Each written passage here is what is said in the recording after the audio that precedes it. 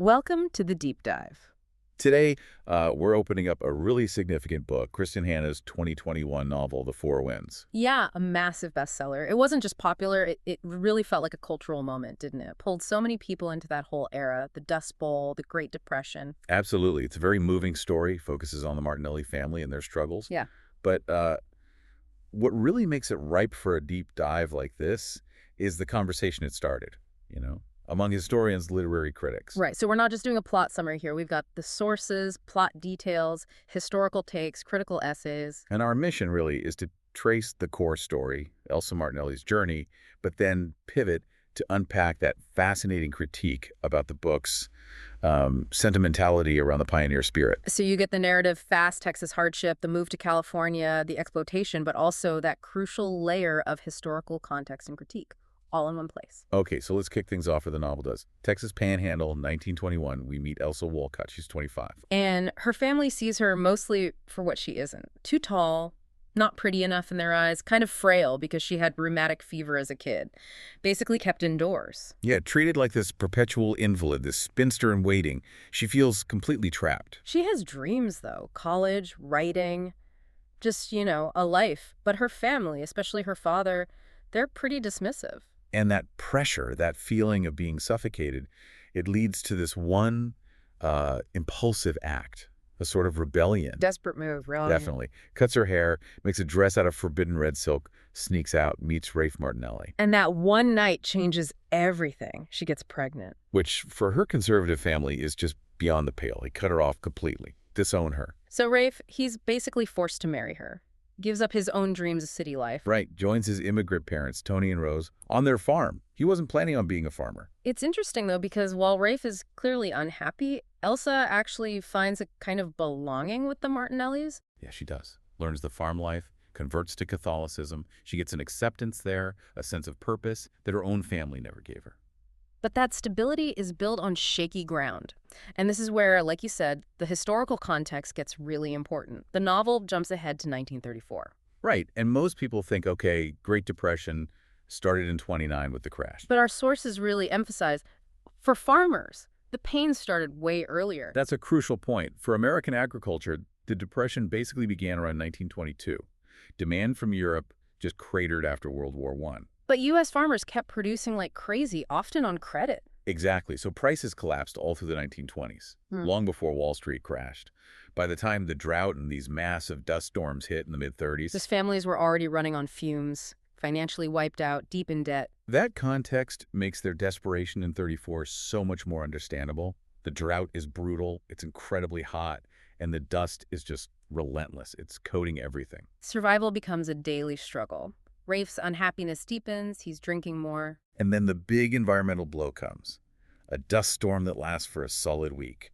Non-stop. That's unimaginable. And during that storm, their son, Anthony, they call him Ant, gets really sick.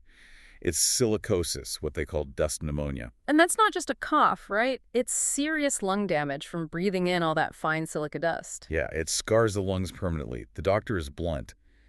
Ant has to leave Texas. He needs clean air or he won't survive. That's the breaking point. For Rafe, anyway. It is. He just leaves, jumps a train heading west, abandons Elsa and their daughter Loretta with just a quick note. He checks out. Wow. But his parents, Tony and Rose, they make a different choice. They refuse to leave the land. They're too rooted, too invested. They decide to stay and try the government's new soil conservation plan, basically. Get paid to plant grass to hold the soil down. A huge gamble. It is. And they give Elsa the family's lucky penny, basically putting the future of the family entirely on her shoulders as she heads west. And the final push comes from nature itself. April 14th, 1935. Black Sunday. Yeah, a monstrous dust storm. Just apocalyptic. That forces Elsa's hand. Pack the car, grab the kids, grab what little money they have, and go.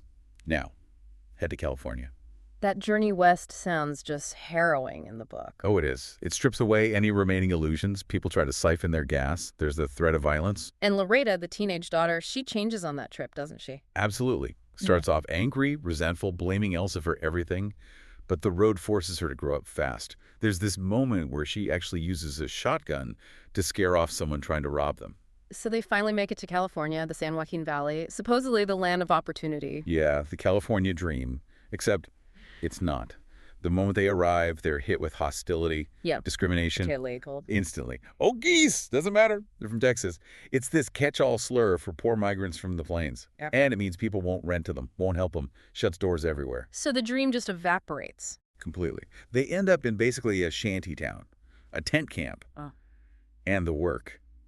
Picking cotton, other crops, for giant corporate farms. The pay is abysmal, like 50 cents for a whole day's work. And Loretta, she wanted to go to school. Elsa wanted that for her. Yeah, Elsa dreamed of college for Loretta. But reality bites. Loretta has to work alongside Elsa just to survive. No school. And then they moved to this place, Welty Farms. It sounds a little better at first. It does. They get a tiny cabin, costs $6 a month, even have electricity. But it's a trap, a really cleverly designed debt trap.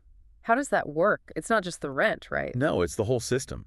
The Welty Company store has a monopoly on everything, food, supplies, and the prices are jacked way up. So they have to buy on credit. Exactly. You buy on credit against your future earnings, which are already tiny. So you're always behind, always owing the company store.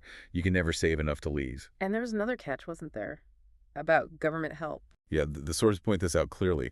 The minute you could prove you were working, like picking cotton, you lost eligibility for any federal relief assistance. So it was work for peanuts and stay in debt, or try to survive on almost non-existent welfare.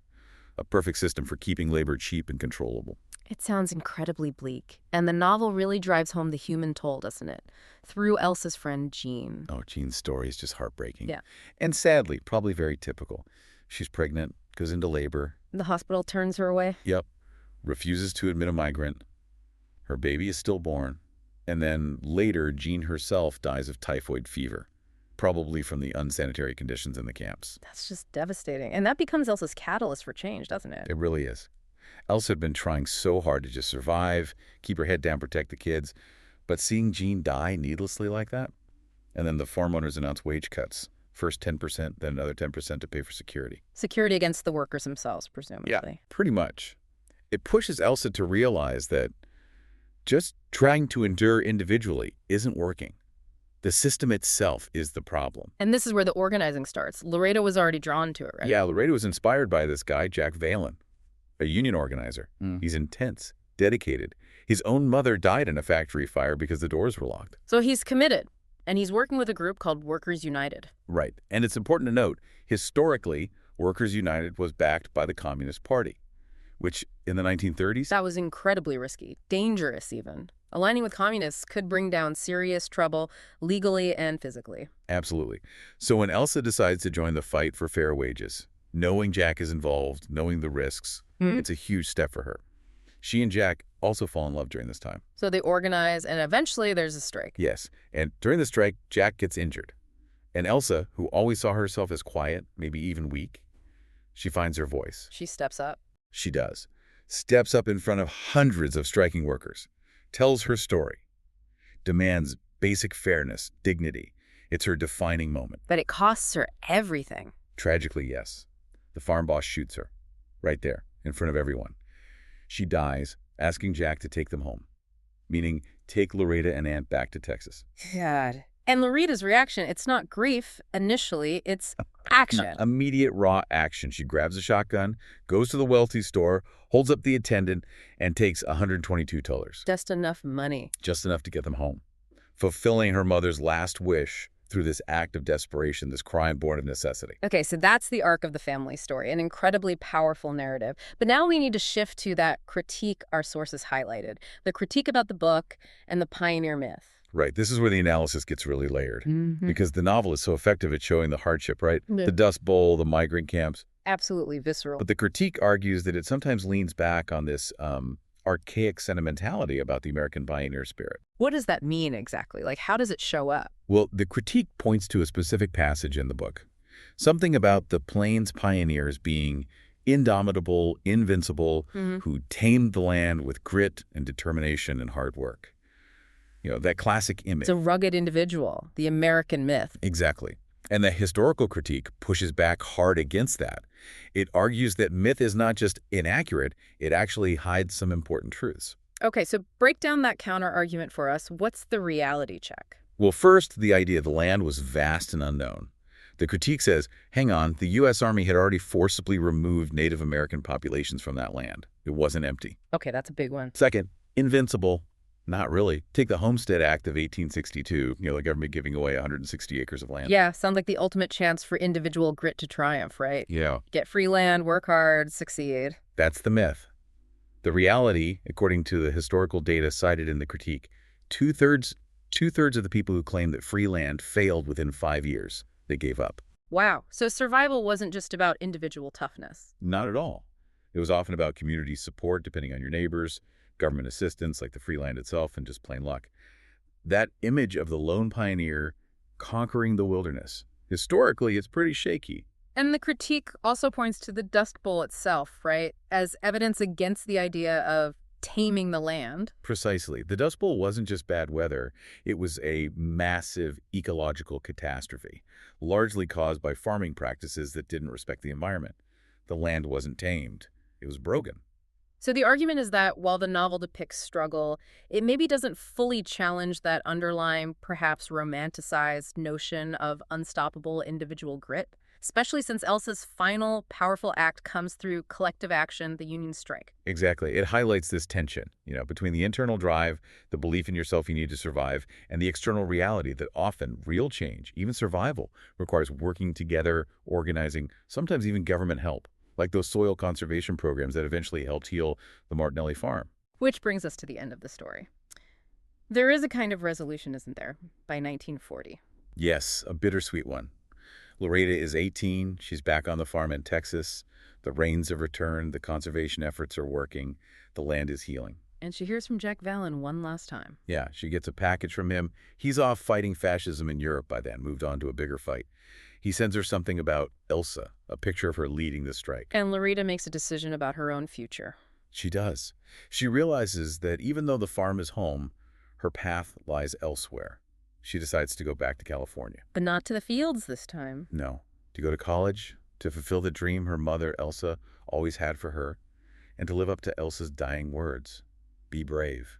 So wrapping this up, what are the big takeaways from this deep dive into the Four Winds? Well, you see this incredible journey of female strength, of resilience, moving from that almost forgotten farm depression of the 1920s. Right, which started way before 1929. To the brutal reality that the California dream, for many, was actually a system built for exploitation, not opportunity. And we see Elsa's personal transformation, battling self-doubt, societal expectations, finding her true power not just in enduring, but in resisting collectively. Her story really underscores how crucial community, unionizing political action can be when individual effort alone just isn't enough against a rigged system. Which leads us back to that central tension the critique raised, this conflict between America's powerful myth of the self-reliant individual pioneer And the often documented historical reality that survival and progress frequently depend on community, government help, collective bargaining, people working together. It makes you think, doesn't it?